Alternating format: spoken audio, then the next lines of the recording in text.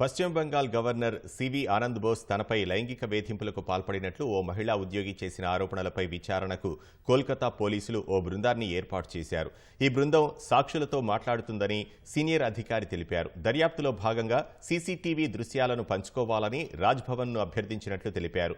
శనివారం రాజ్భవన్లో పనిచేసే 3 అధికారులు ఓ పోలీసుకు సమన్లు జారీ చేసినట్లు వెల్లడించారు. వారిలో పోలీస్ సిబ్బంది మాత్రమే విచారణకు వచ్చారని, మిగిలిన వారు త్వరలోనే హాజరు కావాలని సూచించినట్లు పేర్కొన్నారు. రాజ్యాంగంలోని ఆర్టికల్ 361 ప్రకారం గవర్నర్ తన పదవీ కాలంలో ఉండగా ఎలాంటి క్రిమినల్ చర్యలు చేపట్టకూడదు. ఈ నేపథ్యంలో దర్యాప్తు ఎలా ప్రారంభించగలరని తలెత్తిన ప్రశ్నకు మరో సీనియర్ పోలీస్ అధికారి వివరణ ఇచ్చారు. ఎవరైనా ఫిర్యాదు చేసినప్పుడు, అందులోనూ ఓ మహిళ చేసినప్పుడు సాధారణ పద్ధతిని అనుసరించే విచారణ చేస్తామని చెప్పారు. దర్యాప్తులో భాగంగా అవసరమైతే రాజ్భవన్కు వెళ్తామన్నారు. మరోవైపు మహిళా ఉద్యోగి చేసిన ఆరోపణలను అసంబద్ధమైన నాటకంగా సివి ఆనంద్ బోస్ అభివర్ణించారు.